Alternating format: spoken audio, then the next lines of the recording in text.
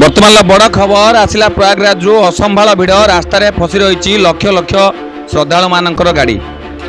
Big breaking बर्तमान सबुठ बड़ खबर प्रयागराज कुंभमेला फसी रही हजार हजार गाड़ी और लक्ष लक्ष श्रद्धालु बर्तमान फसी रही।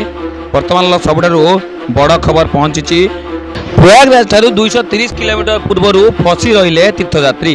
दीर्घ 6 घंटा धरी राजपथ में फसी रही यात्री। हाँ दर्शक बंधु, महाकुंभ मेला पहुंचा पूर्वर असंभाल जाम रही। प्रयागराज ठारू 230 किलोमीटर पूर्वर लगी राजपथ में ट्राफिक जाम। औरंगाबाद परे और वाराणसी मझिरे थिबा सासाराम निकट में प्राय 6 घंटा धरी ट्राफिक जाम होता। उभय पाखर जाम रे फसीले लक्ष लक्ष श्रद्धालु। दीर्घ 6 घंटा पर पहुंची पुलिस।